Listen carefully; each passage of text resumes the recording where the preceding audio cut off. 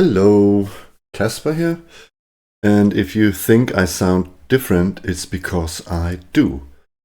I have, now I'm touching it, I have bought a table microphone to enhance yours truly sound experience with my voice and sound. So now you can actually hear me rolling the dice. Wow, right? Because my computer microphone cancelled out all other noises except my voice, which is quite annoying. I am also a musician, so I do have other microphones, really good microphones. But however, the setup was quite too much. I can show you my condenser microphone. See if I have it here. Oh, I can't, of course. Anyways, I have some really great microphones, but none really good for recording these types of videos. So now there's no excuse for me. So yeah, let's see how it goes with the new microphone. And because I'm recording on a laptop, it's an okay laptop. I still can't really increase the video quality as I'd preferred, but that's just how it is. So I'll probably choose some filter anyway when I put it through Kden Live. So it looks old and grainy anyway, so it doesn't really matter. Yeah, a couple of things to note is that I'm also watching other solo players play solo, and one thing that actually occurred to me while watching what is his name again? Ever Weird? One sec, I'm just going to see what his YouTube channel is called.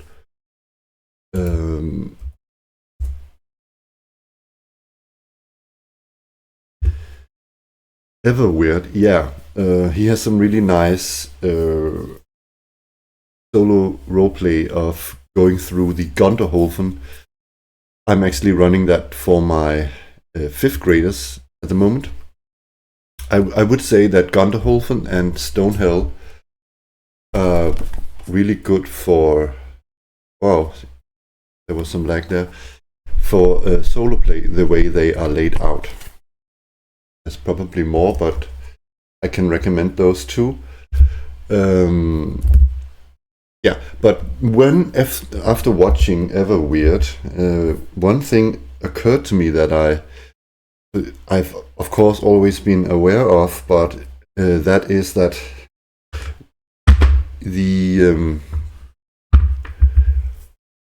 I forget something when I have an encounter, and that is to roll the distance. I normally, of course, do that. I don't know why I have not done that with the encounters so far, but one effective thing, game mechanical wise, that I never really gave a good thought is that actually when you are out in the open and not sort of also here, but more when you're hex crawling, is that you can actually get your creatures, roll that the creatures that you meet are actually quite far away from you, and that really opens up that you can use your ranged weapons to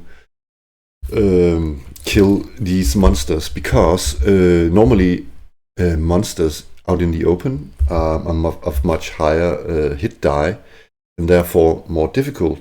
But you have an advantage in that sense that let's say it's a 3 hit die monster, I don't know what it could be, or 4 hit die monster. You would actually have a chance if your party is equipped with longbows or bows or what have we. So that is one thing I've never really thought about until I watched his channel. I don't know why.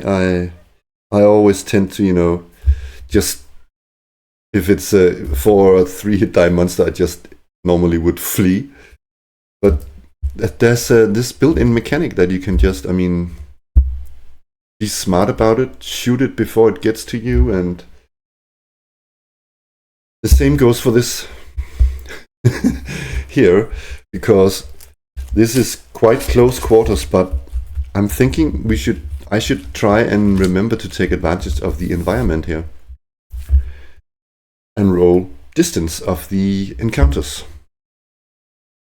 Of course, you can't be completely far away in a cave or in a room, but I should still think about it and roll the distance. That is just all I'm saying.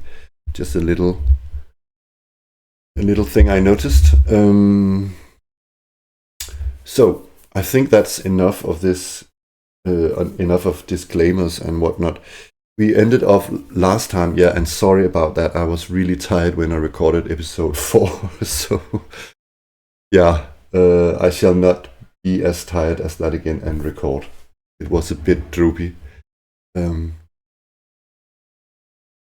Just drinking some coffee. Let's go, because I think we should start now, because the party is right about here.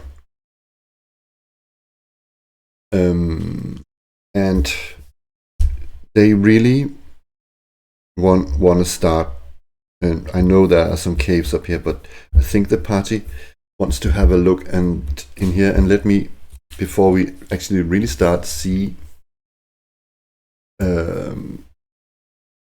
time of day we have. So I'm going to open up my campaign document. The Labyrinth Lord mini campaign overview here. And I also need to change that.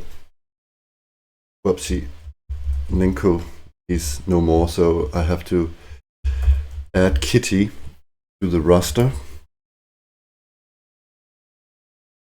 Okay, we have 2:30 in the afternoon, so there's time enough to try and go into the dungeon proper.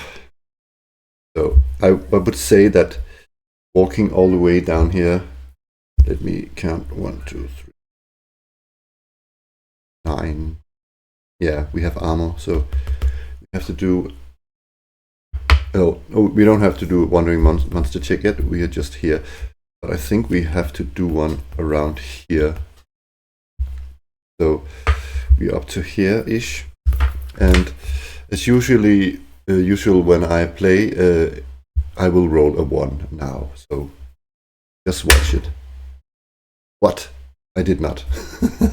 Okay, we come in here, and I wonder if there is a room description for this one.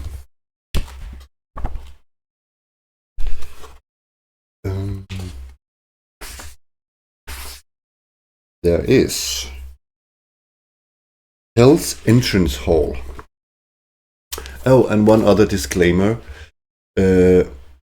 Sometimes you will hear me not speak, and that's because, in case you haven't noticed, is that I sometimes just read a bit before I speak. So I will not, if it's really bad, I will try and edit the long pauses out, but I prefer not to edit too much. It was only in the first episode I edited the hell out of that video. So, yeah. So if I'm quiet, you shouldn't be worried about me. Okay. Graffiti-covered walls and a bare, well-worn floor. Ceiling arches 30 feet overhead. There's a spiral staircase that descends down a hole in the center of the floor. The graffiti consists of names of adventurers who have come this way and messages written in kobold. The spiral stair descends 100 feet down before emerging from the ceiling of Area 1, Level 1A, page 30. Okay, does anybody of our player characters speak Kobold. I could actually be interested in that. So let's get the character sheets up.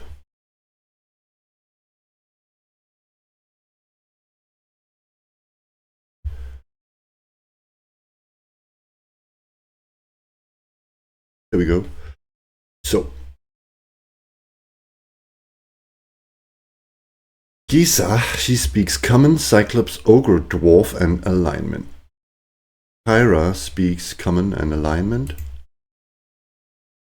Kitty speaks Burglars Can't, Common, and Alignment. Redraki speaks Common and Alignment and Elf. Okay, so no luck there. I'm going to tell you what it says in Kobold anyway. The party just don't know this. Because I think it's a bit funny. It says in Kobold, clean up, trash, dump men. Yeah, okay. So, we are going down into the dungeon proper. We are going to turn to page 30. And I really like how this book is laid out and how easy it is to use, by the way.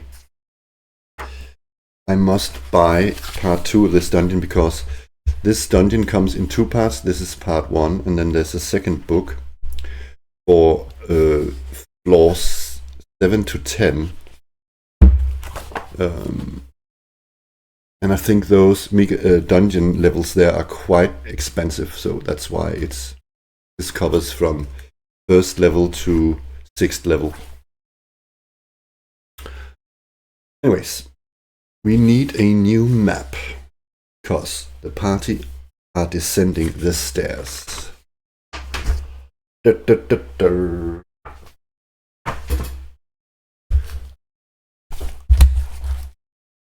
need a clean sheet of paper.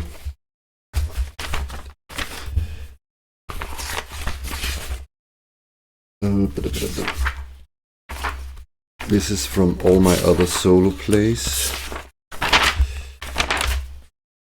I also run my own role-playing game, Stab campaign.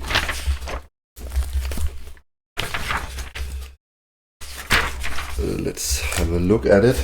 And also I need to sharpen this pen a bit. Need to have my tools ready.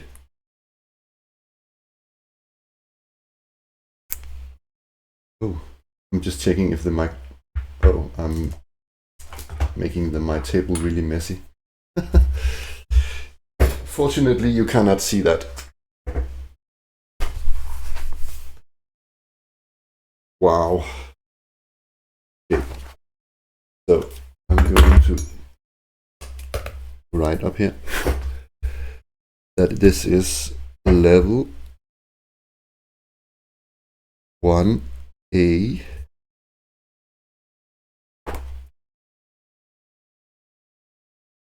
Else antechamber or antechamber.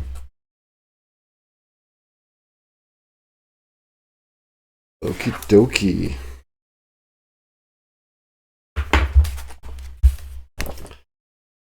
So we sort of come down into a 4x4 square feet.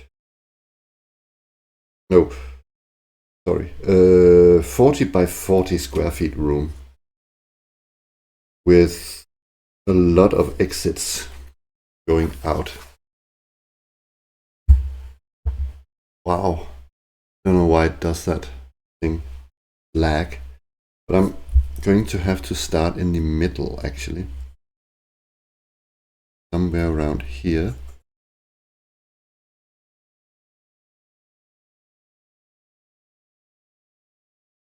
And there's a corridor expanding out this way and this way. This way And there's a door here. And there is a corridor going down a bit further here.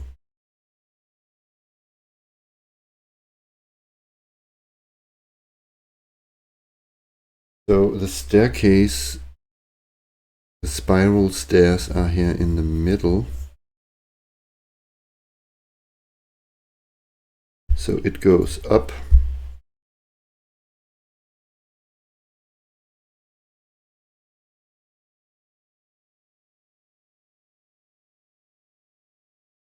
And these doors are sort of, I don't know what to say it, indented, or there are doorways, but there's sort of no doors in them. But yeah. So 5 exits. This is room number 1. The grand foyer. I can't.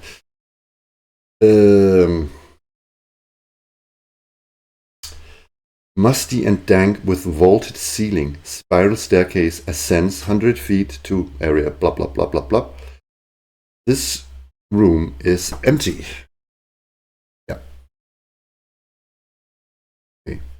So we are deep underground now. And we need to light a torch. Of course, we already did that. And I think Giza will light one of her torch. She needs to stock up on torches soon, but we have more torches. She's down to her 3rd torch. So, is there anything else I need to... Question is, do we randomly choose? So we can do that randomly by rolling a 10-sided and divide by 2, because we have 5. So that's 5, and I'm counting clockwise. So 1, 2, 3, 4, 5. We're taking this little corridor down here that leads up to a door.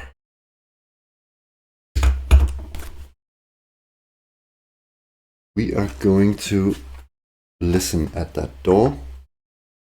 And we have only one demi-human. So Isa puts her ear to the door and listens at the door. He does not hear anything. Also, so learn from previous lessons, she wants to look for traps. So if there is a trap, she would have discovered it. There's a 2 in 6 chance of that. She did not discover any trap if there is one. Okay. So it's called the Unseen Presence Chamber.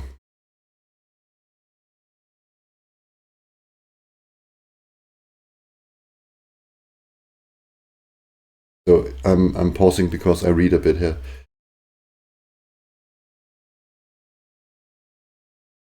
Okay. Oh, I have not entered the room yet. Sorry. Wow, it's really lagging. Let me see if I... One sec, let me see if I have accidentally done something with the settings in Camo. One sec. I don't know, hope I fixed it somehow. Okay. So Giza tries to open the door.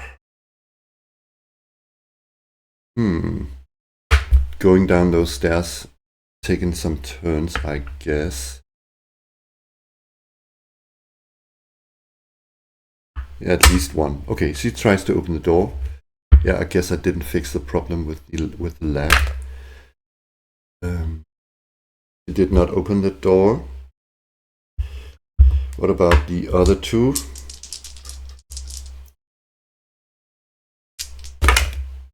No. So I can see I have to fix this problem with the lag. 1 sec.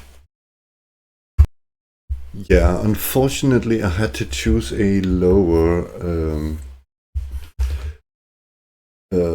resolution. I hope that helped a bit. Let's see. Okie dokie.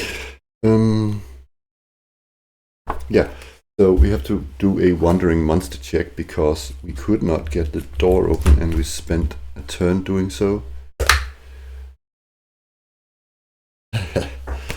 We have wandering monsters.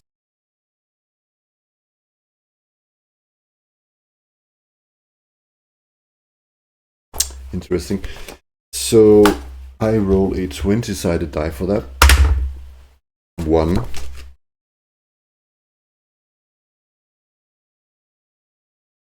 Wow. So 44 kobolds. Oh dear.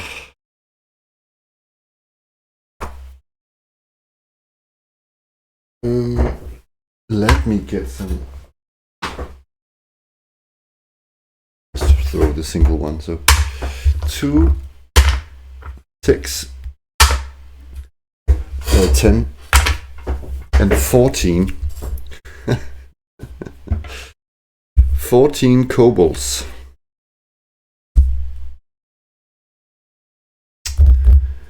Oh dear. Not really what the party expected. 14 kobolds.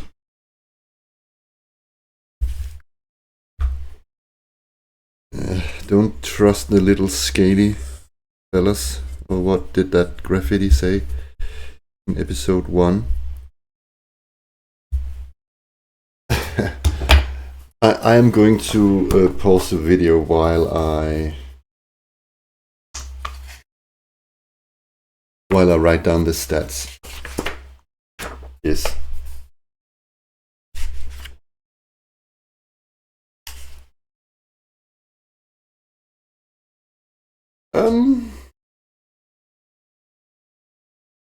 Yeah, let me quickly do that. Be right back.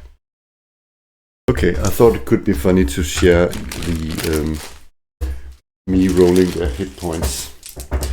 So I've made an entry for 14 kobolds, rolling 5, 6 d4 at a time.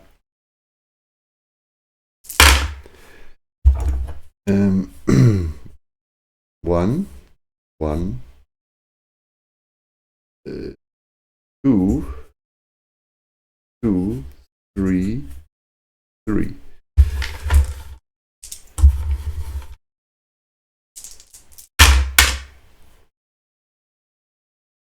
Two, 4, 3, 2, 3, and 2, and the last 2, 3 and 2.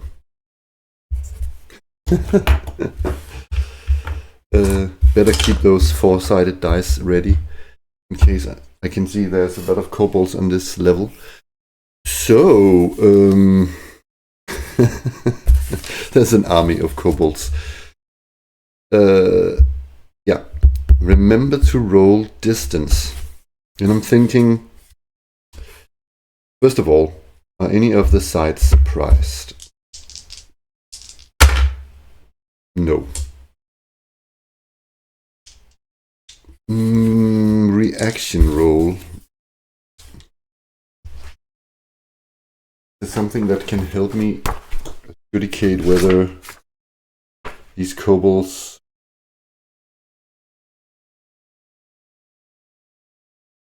not. So reaction roll 6. That is, we go, what did it say again? 6, and the rule says neutral, uncertain.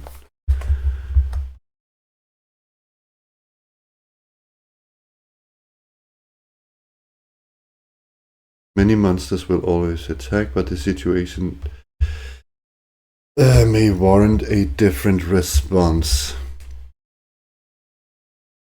You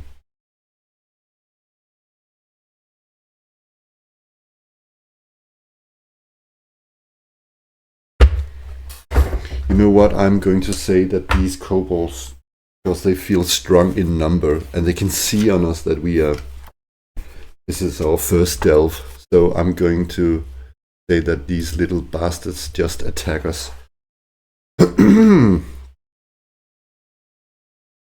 Okay. So, do we want to cast spells? Hell yeah. Hell yeah. We do, and Redraki wants to cast Sleep.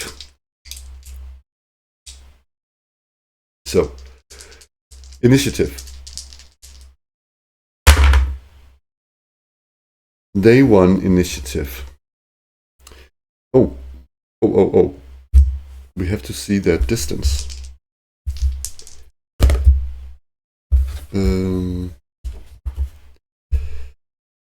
So if we are here, they are 50 feet away. 5, they could come from up here.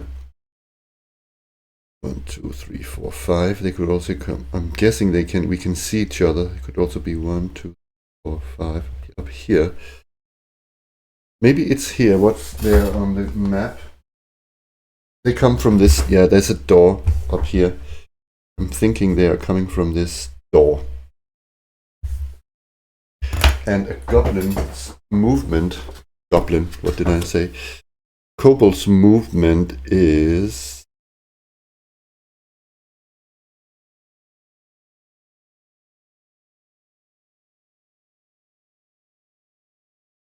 20 feet in combat. Oh, yeah. That is. Yeah, 4. They can move 4. Sort of. If you imagine, if I had like 4-pan like this, I'm not going to use it. They can move 4 of those because each one of those is 5. So okay. See now. Okay, I bet they can shoot, right? Because those with weapons do damage as... Whoa. They do 1d4. 1 sec. Ugh. Or weapon -1. I'm just going to say that they do 1d4 for the ease of it. So, I'm going to say that this is horrible. I'm going to say, you know what I'm going to say? I'm going to say that at least, how many? 5 of them has bows.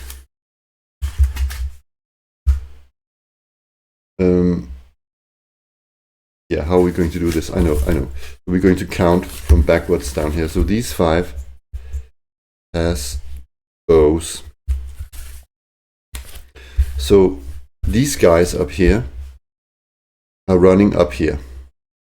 I'm going to say that 3 kobolds can be here if they get up here, and only 2 of us can be in this corridor. So they can move 2 squares.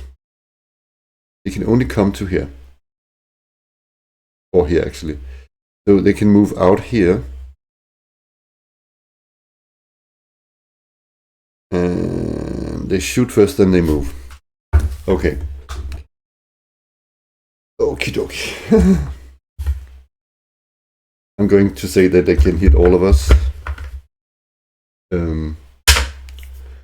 3 is Kitty. Misses.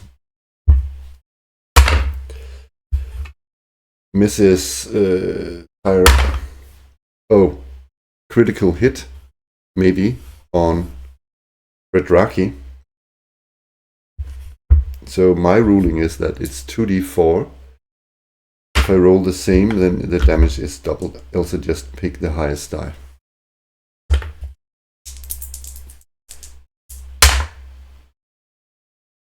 Four damage to Redraki. And you know what? That is really, really, really bad. Because Redraki was going to cast the sleep spell.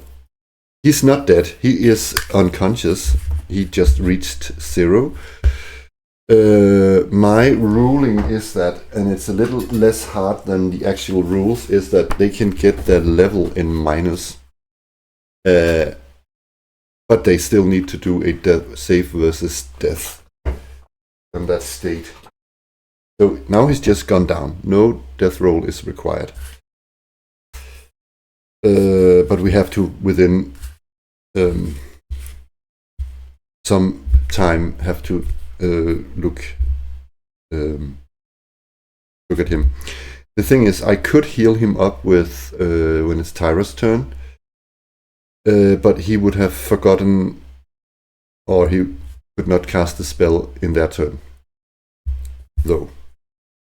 So I think I only rolled 3 times, didn't I?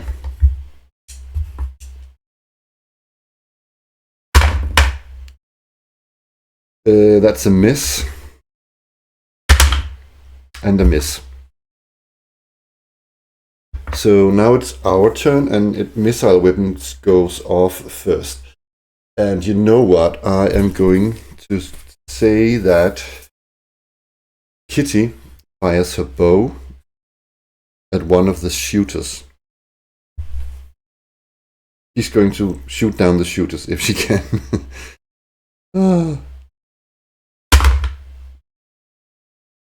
She misses. Oh my god, this is so bad. This is so bad.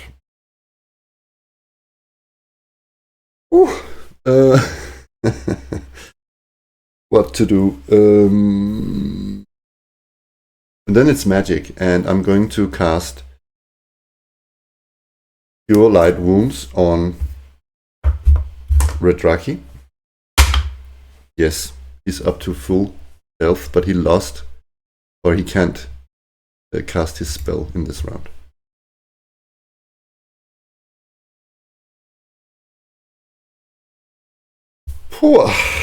So now it's Giza. It should actually have been... No, it is Giza now. Yeah, literally, it should actually be movement before magic, I guess, but never mind that. I think the others now are standing in front of their friends. I mean the kobolds. So she's just going to run up. How far can Giza run in combat? 1 sec, I have to check that. Yeah, that's actually quite a bit. She's wearing splint mail, however. 1 sec, I forgot to look at that. Okay, I'm not yet heavily in combat, so I got my full movement actually, and that means that I can get up here. It should have been movement. Normally in Labyrinth Lord, the rules is that you move and then it's missile and then it's magic, and then melee. But I'm doing it a bit different because I prefer missile weapons first prior to that. 2 things to help with that. If we encounter, let's say, enemy spellcasters, we can stop spellcasting by shooting missile weapons, and you, as a magic user, you cannot cast a spell if somebody else, if an opponent stands next to you. So there are sort of 2 ways to interrupt a spell caster. But so it's actually movement first. So Giza moves up because they are down here. So she can move 1, 2, 3, 4. She can actually come all the way up here, but kobolds are standing here and here and here. So she's here now. She can reach. And Kitty shot, and I'm just going to say that, of course, Redraki just came back on his feet. So now it's melee. What am I? Jesus Christ, where's my head? I forgot that. I forgot the... No, I don't forgot anything. Sorry, it's because I forgot that the kobolds couldn't move that fast, so it's already us. I thought I've skipped them. Never mind me. I'll edit that out, I guess. So, it's Giza. He is going to swing her bastard sword. Come on, Giza. Giza can never hit anything. Now at least she is surrounded by an army of kobolds.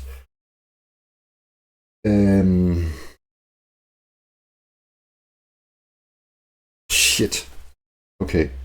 I hope we win initiative now.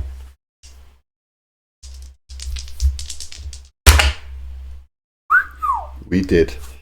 Okay, so it's... Oh, sorry, yeah, we wanted to cast spells. Yes, we want to cast spells. So in my book, missile weapons first.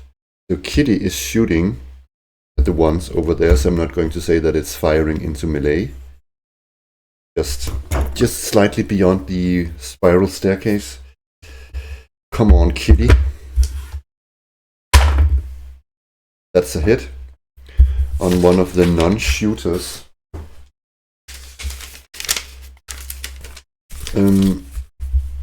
So a random one. I don't know. Yeah, let's just... I don't know. Okay, let's roll a 10-sided here, actually. There's a chance that one of the shooters can be hit. 1. So this one is dead.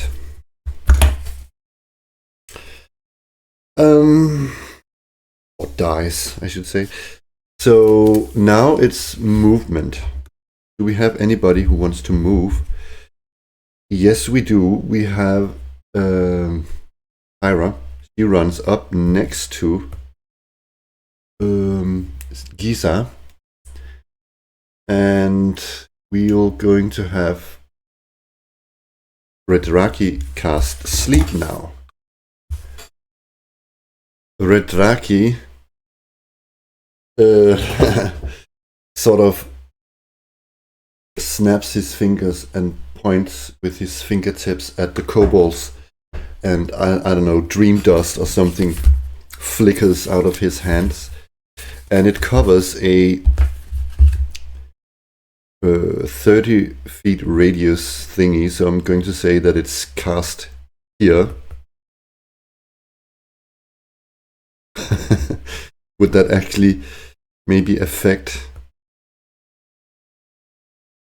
my friends up here? I don't care about that. We're taking monsters first. Dunk.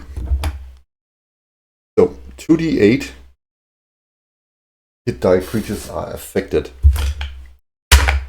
Whoa, 7 plus 2.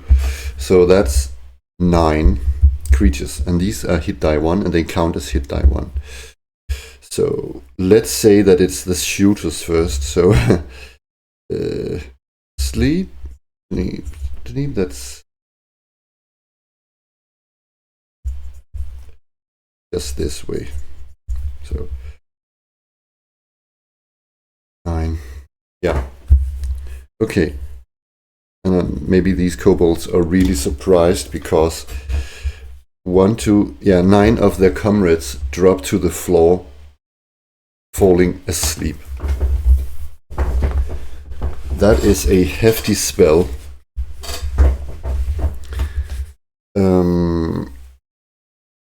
So only 1, 2, 3, 4 kobolds remain.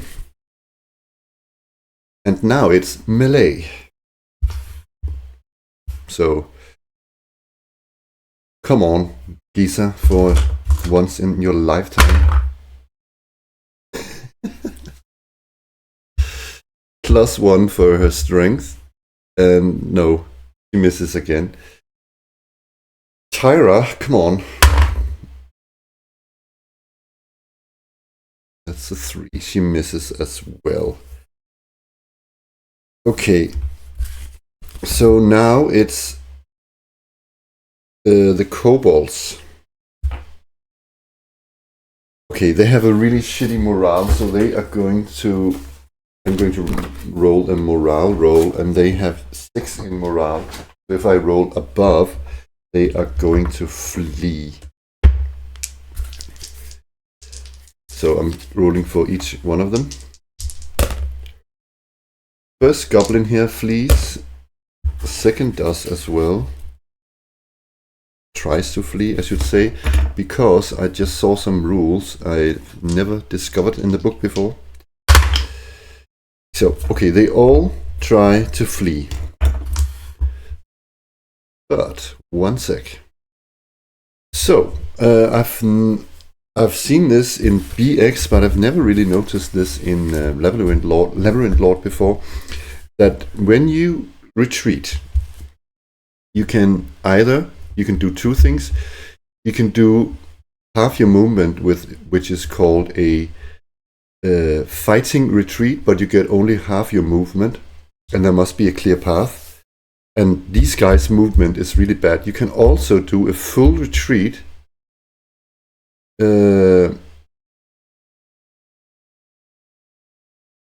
So they move backwards faster than half of encounter movement.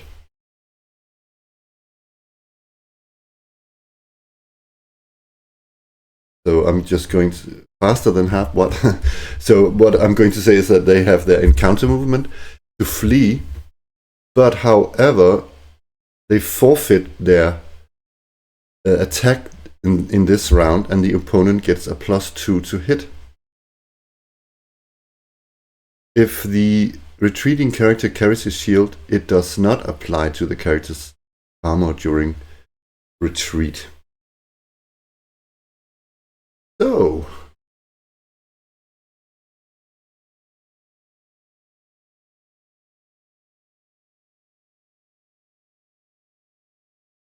okay, they cannot, in other words, as I read this, I just read it again, they cannot, if they're choosing a full retreat, as I see it, I get a chance to hit them. It's not really clear, but it says here they forfeit their attack, and this round their opponent attacked with +2 to hit. Brum, brum, brum, brum.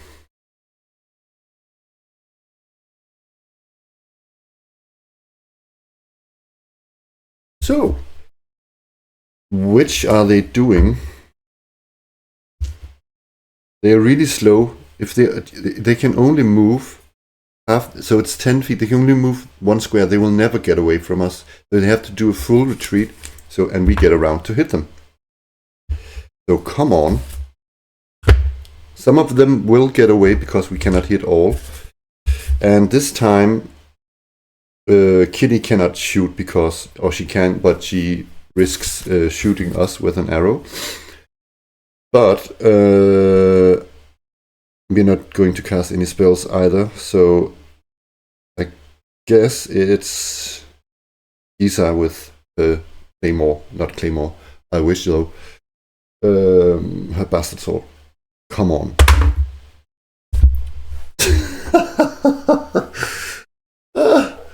She is cursed.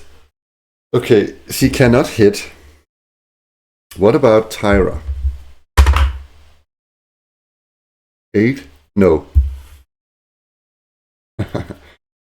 This actually means that the kobolds get away in through the door because they can just open any stuck door because the monsters know the dungeon.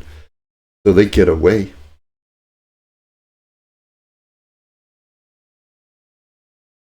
One, two, because of their movement, they get in through the door. 1, yeah. Sneaky bastards. Oh, luckily we aren't dead, but it was kind of a close call though. What to do now? I think we have to, like, sounds harsh, but I think we have to end these sleeping kobolds' lives. So we're going to do that. That will take a turn.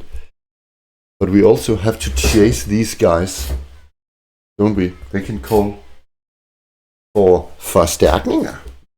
Can't have that. Reinforcements. Reinforcements! What is up in this room actually? It's just a corridor.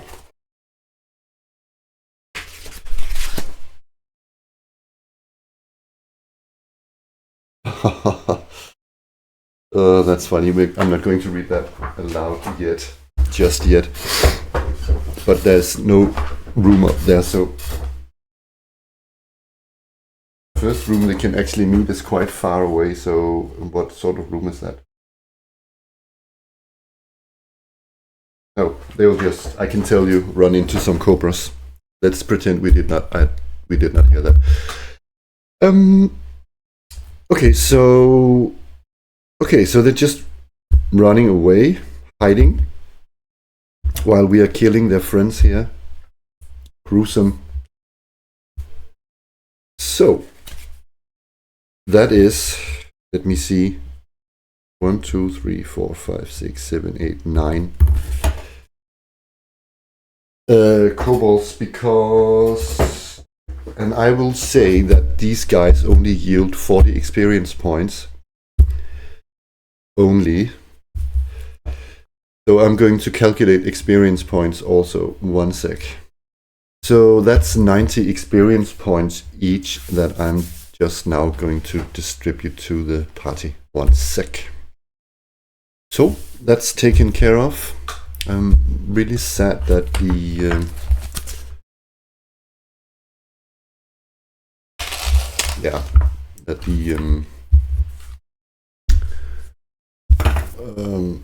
what do you call it? The resolution, or the it only runs on 720 pixels or points or whatever that is. Well, never mind that. So what else? I guess they're carrying some weapons, stuff like that.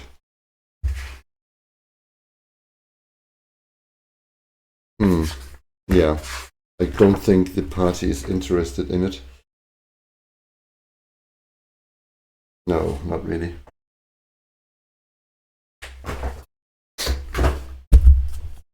So there are 4 kobolds somewhere in this corridor up north. I shall remember that. The party has to rest now. Always rest on the 6th turn. And when they're done resting, we unfortunately have to do a wandering monster check. Phew!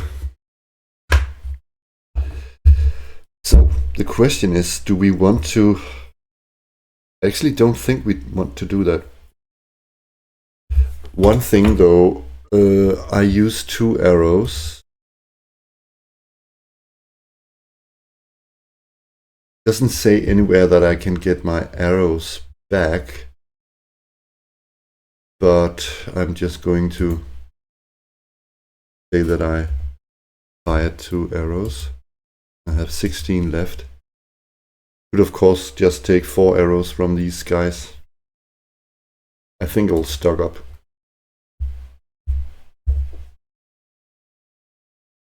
Yeah. Okay. So we are still trying to get this door open down here.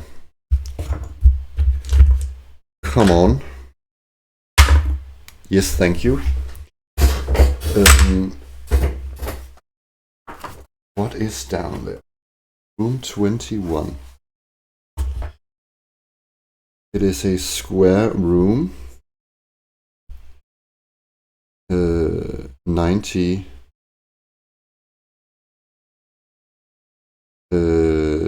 no, 30 by 30 feet.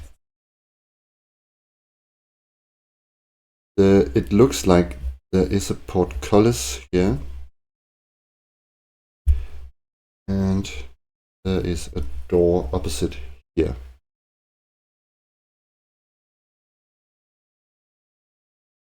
I bet it connects down there. So what is inside this room? Drawing all that room. It's funny, right? Because I'm going to take the turn after, because what if we meet something? I'm going to say that after we encountered the room, we're going to say that it took a turn. So first I'm going to read up the chamber aloud here.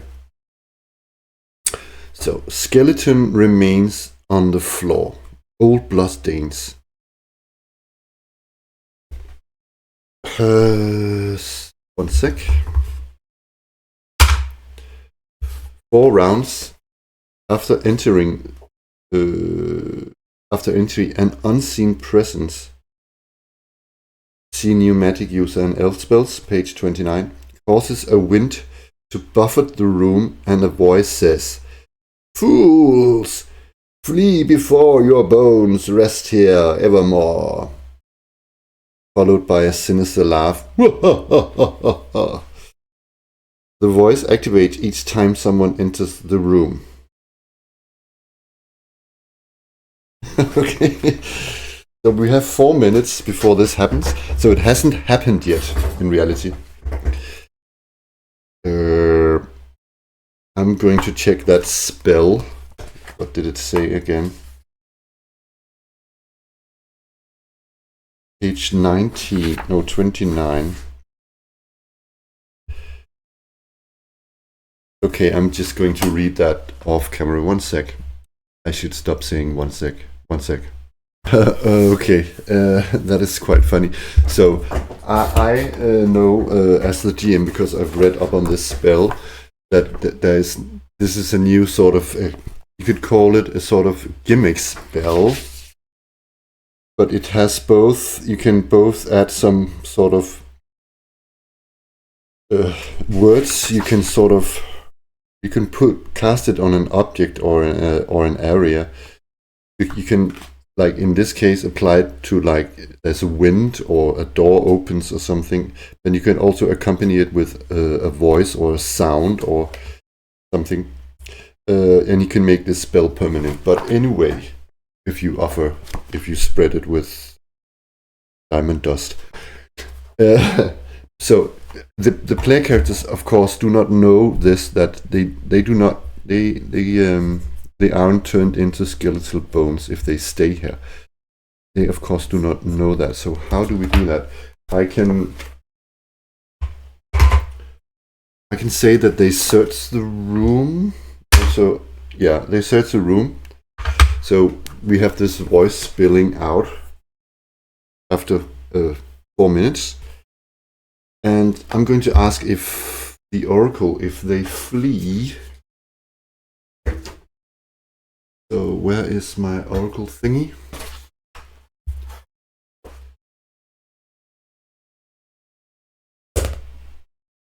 Yes, but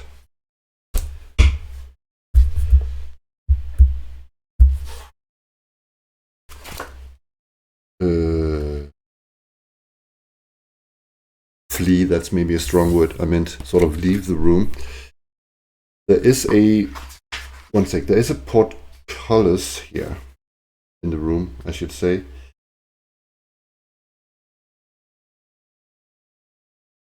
Okay, so there's a rusted portcullis that can be opened in a -1 penalty if you need to lift it. Okay, so only on a 1. And what about the door? Oh yeah, so it's just a door.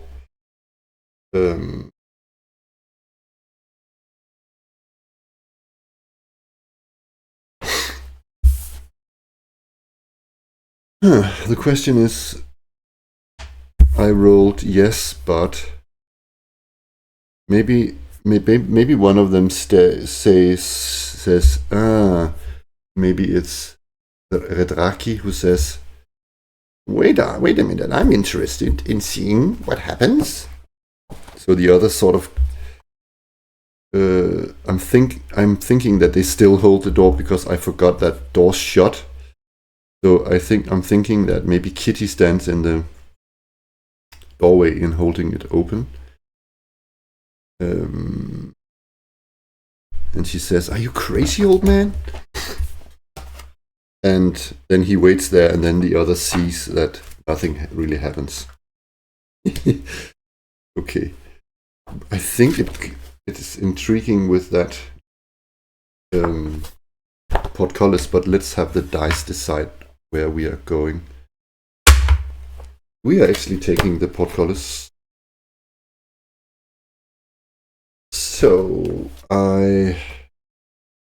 you know what? I think it would be an idea to come into the room and spike the door. I'm going to say one more turn went by, but we are going to leave 2 spikes in the store. And I think that Kitty has spikes. Yes, he does. Spike it shut, I should say, not spike it to be open, because they want to keep it shut for kobolds returning, so they can now work in peace at the. And I have to roll, of course, for wandering monsters. They can come from this side, I guess. Oh my!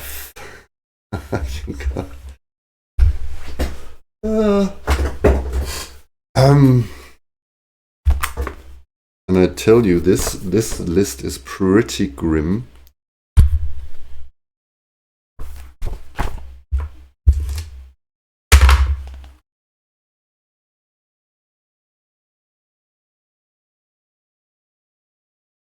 Yes. 2d4 orcs.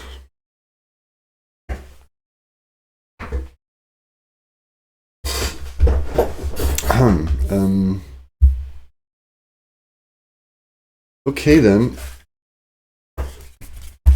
Orcs. So how many orcs? Can be everything from 2 to 8. That's a lot of orcs, actually. Luckily, only 3 orcs. And what is there?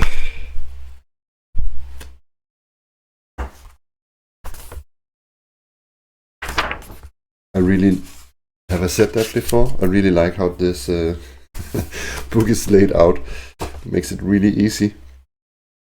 Yeah, I know I've said it before. So orcs, hit die 1, attack once, d6 or weapon. I'm just going to take the d6. Thank you. They can move the same as us. An armor class of an orc is AC 6. Move 40. Morale 8.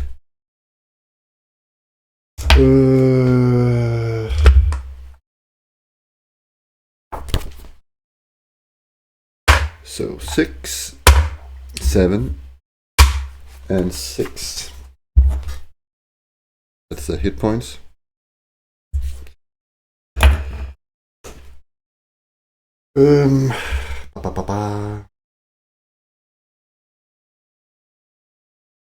Yeah.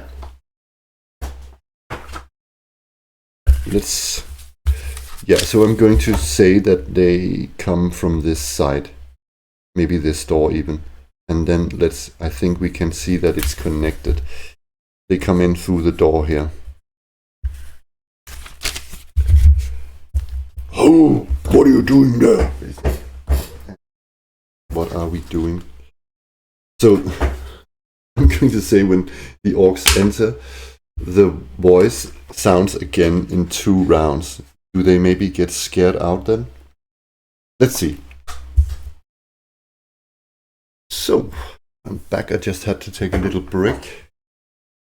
We have some orcs walking into the room.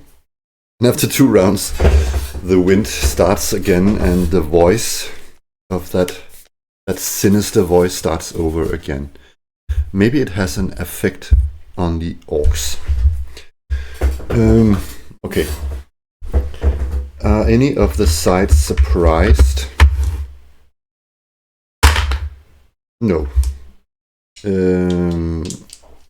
Are we going to cast? We don't have any spells to cast. So no. Okay. That's a reroll.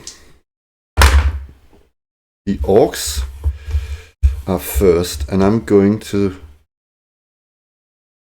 say that again, like I said, that the two front guys are in front with 1, 2, 3, 4, 5 for. Sorry, I was just interrupted by my girlfriend. I have no idea what I just rolled or what happened. It was. Oh yeah, I was explaining about that 1 and 2. I rolled to see who they go after because we have a marching order, and we're sort of faced that way around. So it's Giza 1 and 2, Tyra 3 and 4, Kitty on 5, and Redraki on 6. Okay. First orc is attacking Giza. Bum, bum, bum, bum. And what is their damage, by the way? Orc damage. D6 or weapon. I'm just referring to the lows, so I guess that's D6. Maybe they just have knives with D4. No. Okay. D6. Oh, he might fumble and drop his weapon. First orc drops his weapon. I've taken this, maybe it's in other games too, but I've taken this one also from Swords and Wizardry. There's a 1 in 6 chance that when you fumble, you drop your weapon. I find that hilarious. So the orc drops his weapon and can only attack the round after. That is when the sinister voice goes off. Next orc attacks also Giza and misses. The third orc attacks Redraki. Oh my god. And misses. Thank God for that. So, it's us.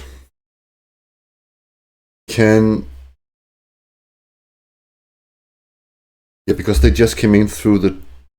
No.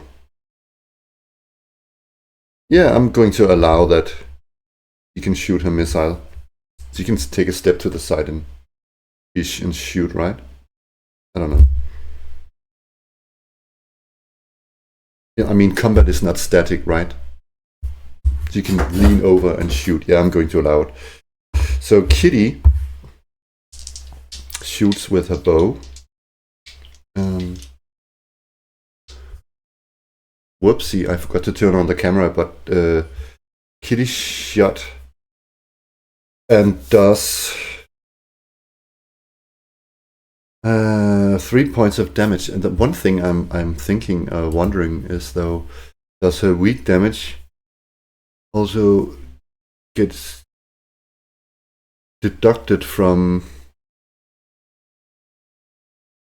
missiles, or is that, I don't know. So it's only 2 in damage?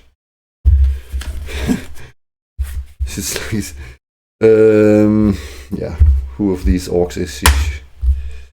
So that's this one, the third down here, so he is down to 4. Let's just say that then. That her weak, she can't pull the bowstring far enough back in order to do enough damage.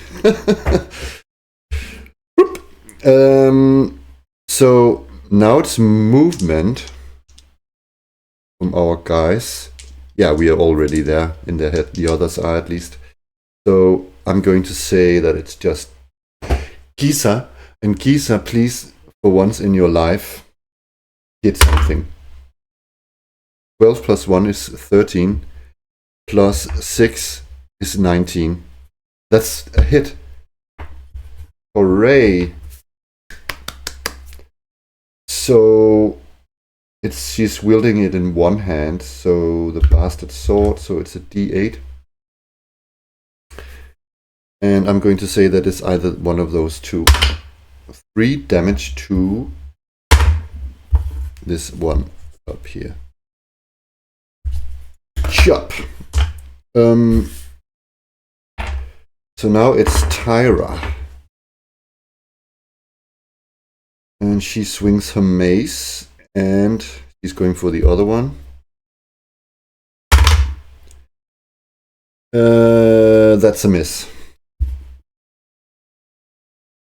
And Redraki is going to move further back into the room. He's not engaged in melee, so to speak. Okay, initiative. The orcs won initiative. So this first guy here, he cannot attack because he has to pick up his weapon. So second orc is in combat, in melee with Tyra. He misses. Last orc is in fight with Giza. He misses. Thank God for that. So I'm not going to shoot now, because I don't want to hit my comrades with a bow. So she's pulling out her short sword and moves up. So now it's Giza first. She hits. Wow, I'm proud of you. 5 to, was it this one? No, this one. She kills this orc. And she just says like, die, orc! Ugh. Okay. And the and let's have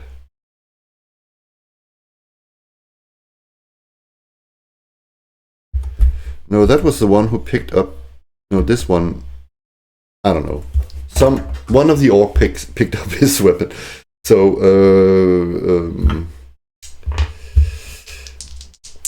Tyra is missed her orc, but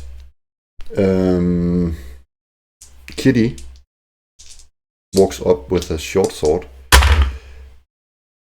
and she almost drops her sword. She misses. So now it's new round, initiative. Orcs won initiative. So the one at Tyra. Oh, I think that's a hit. Yeah, that's unfortunately a hit. D6 damage. 4 damage to Tyra. He is down to 2. Next orc attacks either let's say that the biggest threat in here is must be actually the Cyclops lady.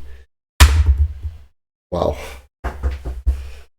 The orc crits, and see if he really crits.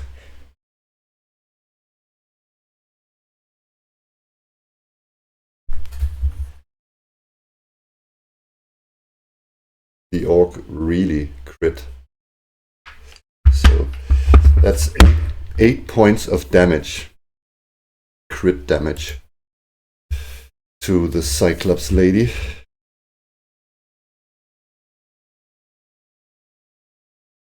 So she's down to 3. That was a really, really nasty wound. Oh my god. Was that both orcs now? Yeah, I think it was, yeah. So the orcs won initiative, so now it's Giza. Crap.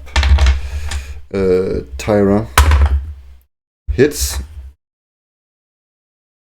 Come on. 3 points of damage to this one. It's down to 4. And lastly, Kitty. That's a miss. So new.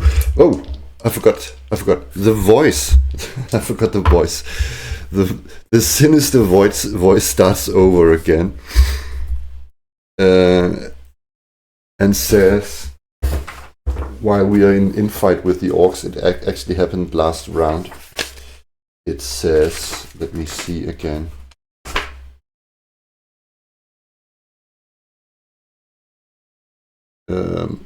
Fools, flee before your bones rest here evermore. And but does the orcs understand common?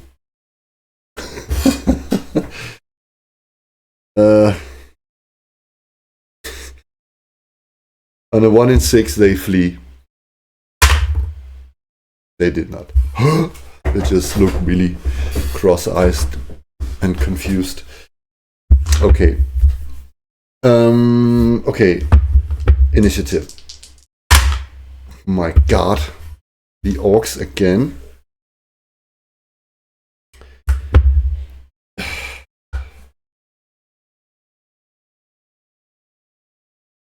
Okay. You gotta be fucking kidding. Sorry for the language. Kidding me.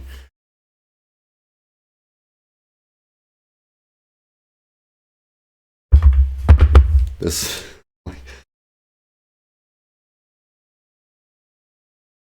I don't want to fudge the rolls or anything, but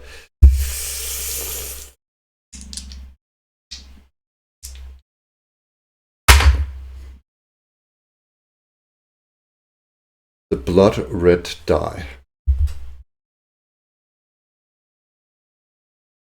Whoa. Okay. Giza is down at -1. So with my rules, he can make a death save and still make it.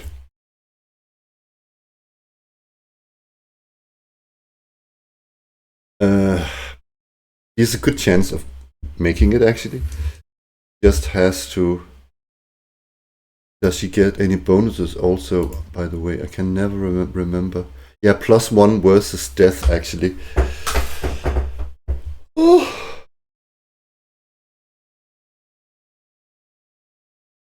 Okay. Yeah. She makes it.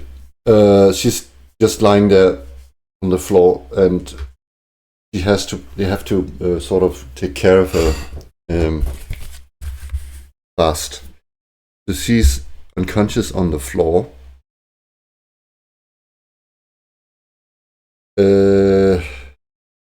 Yeah. So now it's us.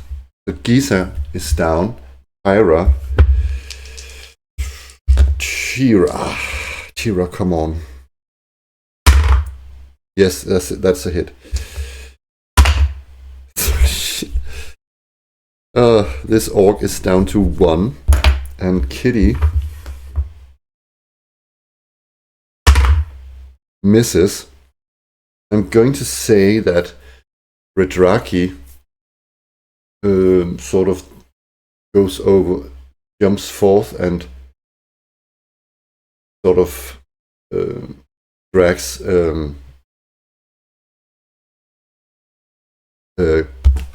Giza's body out of, sort of, she tries to by her one hand and drag her back further into the room.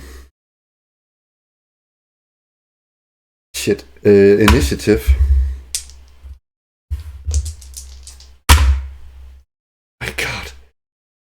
The orcs. That's a miss. And the one on Kitty. That's a hit.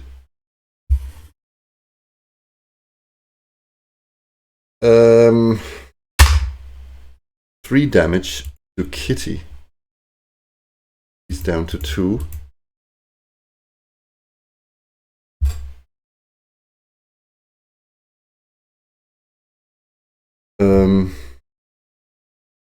So it's our turn now. So Tyra misses.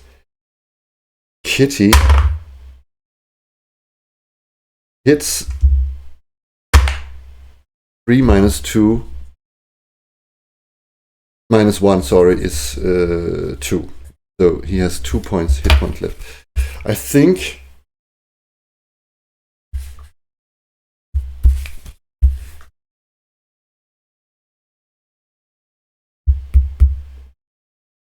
in reality they have to lose, I think it's 1/3.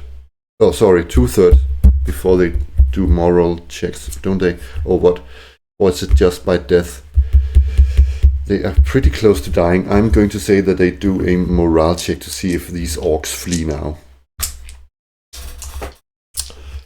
So they have morale 8. One stays, and the other one stays 2. Okay. So they are going to attack, miss, and miss. So initiative.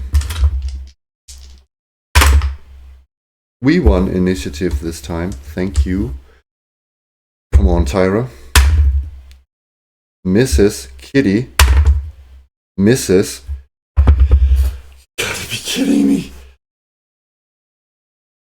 I think, you know what? I think that Redraki is like this old, whimsical, quote-unquote fool.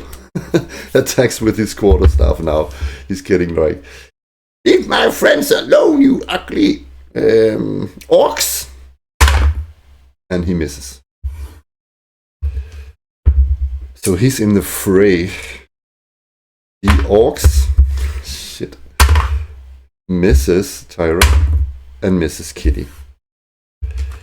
Initiative. Shit, the orcs again. Misses and misses. Shit. Come on, Tyra. Yes, that's a hit. It's dead no matter what. Chop. For the first time in the fight, they can see that the fear in the orc's eyes, the last standing orc, and Kitty strikes and misses. And now it's the orc. Misses. Initiative. I'm thinking the orc has to do. The orc is doing another morale check because his friend just died. He's staying. So it's the orc attacking. Since they're 3, no, he's still attacking. I think he's going to attack. Is he changing target? I don't think so. He's still at Kitty. Kitty is dead now. Goodbye, Kitty. Nice knowing you.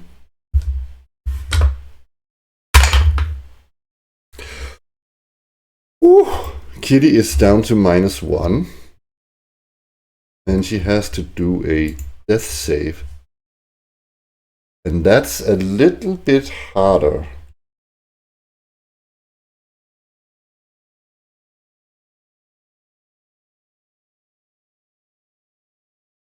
Yeah. She has to roll higher than 13. She does not get any bonuses on her death save. I almost don't dare to look at this. Oh! I rolled a 15. She did not die. Come on, Geese. No, not Geezer. Tyra, come on. No! Kitty! Kitty crits! Doing 4 points of damage. The orc dies. Oh my god. And these wandering monsters, they don't even... I mean, there's no treasure output here. Because wandering monsters don't really have treasure. But I can say that they have... I don't know the rules here, but we're going to spend turn stabilizing these the patients, and we have to get them out of here right about now. So we have to go through this door and out here. I mean, they're not sure they remove the spikes here and get out this way. So in reality, that takes a turn and I have to do another roll. Phew! So they get up to the stairs, walk all the way up with their injured friends. Takes and at the stairs, up top of the stairs, they rest. And no wandering monster. And they have to get out of here.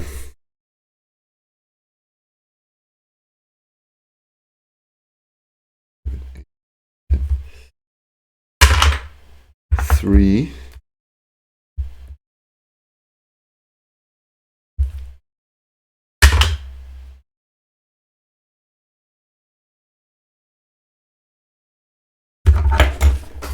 Okay, wandering monster. And now I shall remember that we are outside and they appear quite far away. But we are going to refer to this table up here.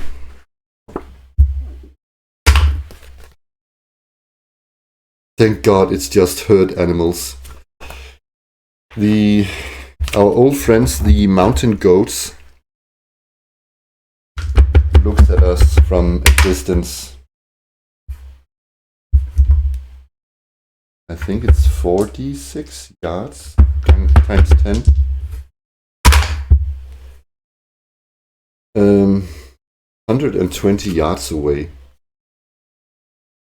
So it can be somewhat up here on the mountainside. I don't know. So, another one wandering monster check. Nope. This time we're out here. The last. Oh god. Oh my god. Wolves. The wolves. They track our blood scent. They track us. Isn't it 46 times 10 yards? So I think it is 1 sec. Going to check that. Yeah, it is 46. So that was it is 46 yards away. So these wolves are. Oh yeah, that was the mountain goats. The wolves are even further away, I guess. 150 yards away. We're going to try and outrun them. What is a wolf movement? I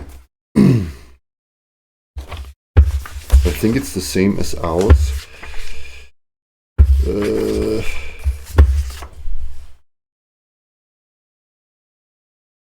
It's faster. Again, I have to quickly check up on the rules in Labyrinth Lord. So I'm going to move.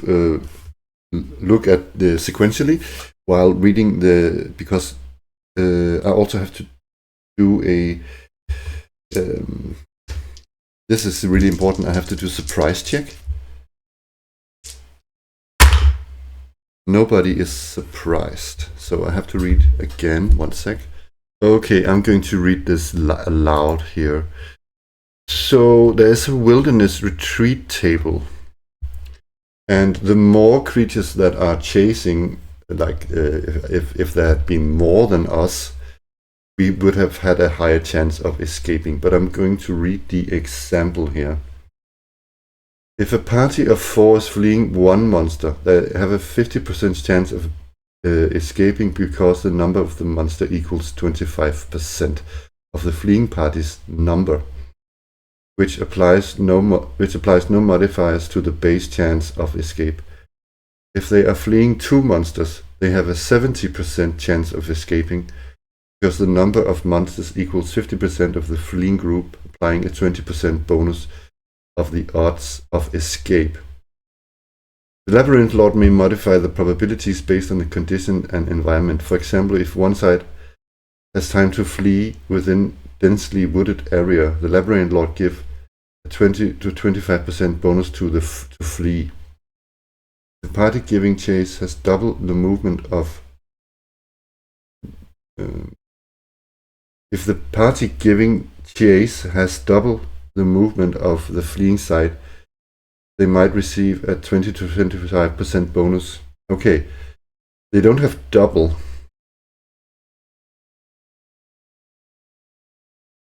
If the fleeing party does not successfully escape, blah blah blah blah, they manage to keep them within sight. Pursuers have a 50% chance of catching up if they have a greater movement than the group they are pursuing. Okay, there's some further on. Okay, so initially I have a 70% chance of escaping, but they are faster than me, but not much.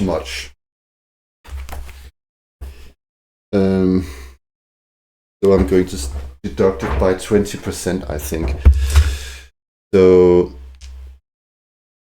that's 50% chance of fleeing. If the fleeing party does not successfully escape, then the other group has managed to keep them within sight. Pursuers have a 50% chance of catching up if they have a greater movement. Yeah, let's worry about that when we get there. So the yellow dice are the 10s. Does the wolves catch up on us?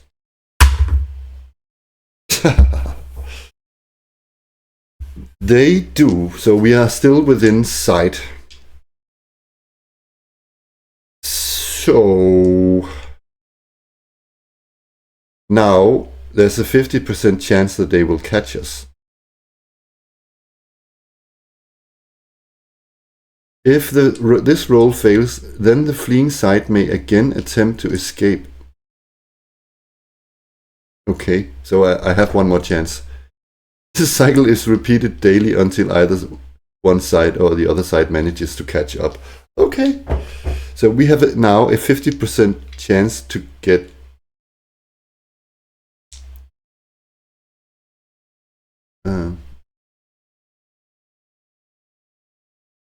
yeah, I have to roll succeed twice then, I guess. Okay. Yes. So now we run a bit far, or we gain some ground, move further away. But then we again have a 50% chance, because they're faster. If I manage this roll, we are out of the woods, so to speak. Jesus Christ.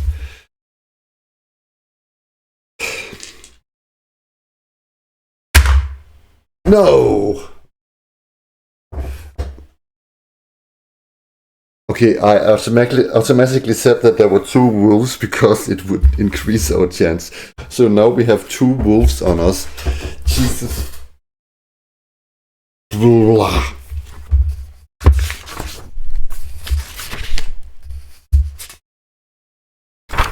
Okie dokie. That is so bad. I mean, that is just unfair. I'm going to judge that my 2 characters that are down and that they are Kitty and Giza.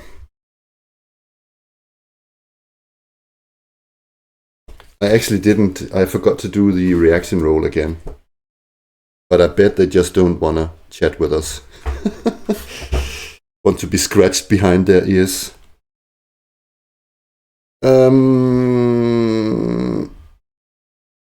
Oh, I'm just seeing now that the actual mountain goats or the herd animals actually have some stats. I did completely ignore that. So there was actually maybe a chance that these mountain goats would have attacked us.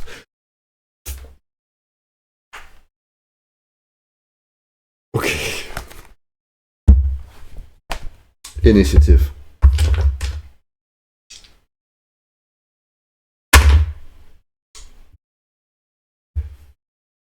Thank God we won initiative. Oh, I don't think it will even help us. They wolves.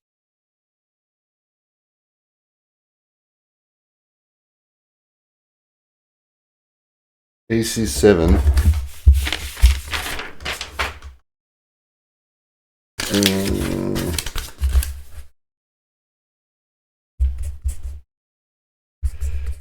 AC 7 and hit die 2+2.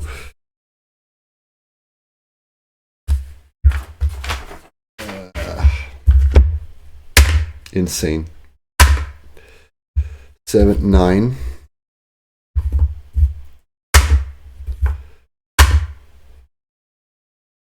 12.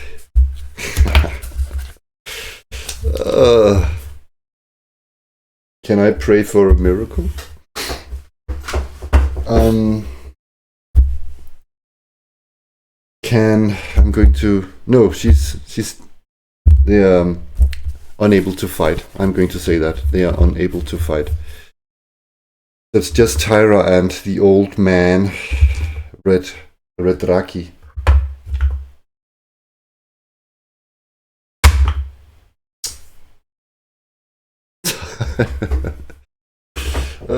Redraki is going to fight for his life. Come on.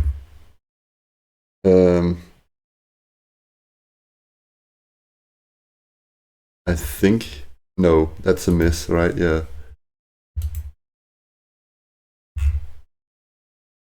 Actually, it's minus. Yeah, that's a miss. So the wolves.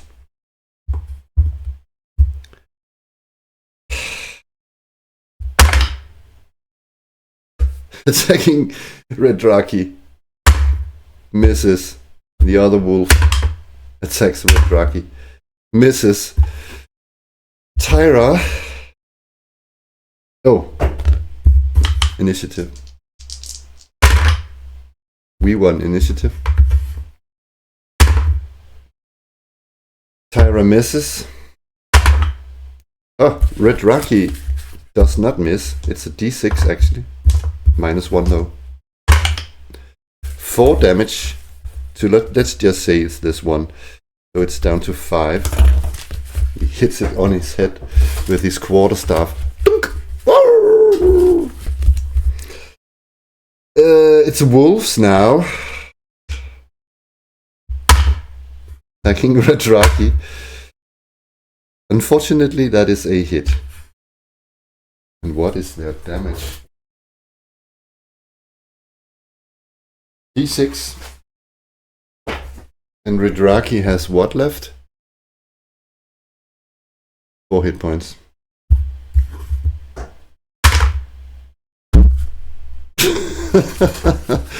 Redraki gets killed. So I'm going to write XX as in he is dead. My fucking god. The other wolf, yeah, attacks and misses. Tyra is facing. She's alone with 2 wounded friends, facing off 2 wolves.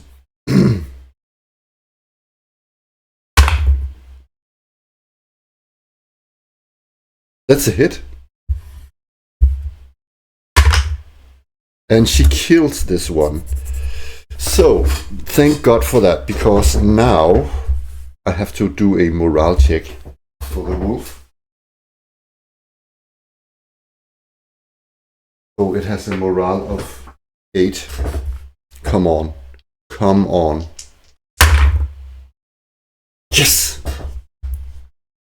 That blow sends the other wolf, the alpha wolf, away from the group. And she's just shouting at it fiercely. Come back, I'll show you who's the boss. Tyra screams. And she just looks at the old man who's bleeding on the ground. He's dead.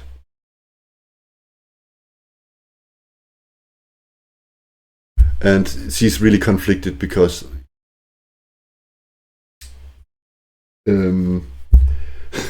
shit, this is so dramatic. What to do with him? I bet there is a copse of trees or something nearby, so she drags his body over into some bushes or something. I think he has something on him of value, doesn't he? He has the fire beetle gland. And wolfsbane.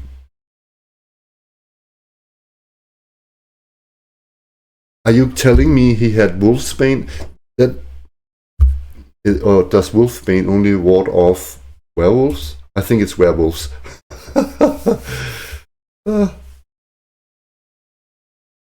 Yeah. She's going to... you know what she's doing? She's taking his spell book. In case she just stumbles into another wizard.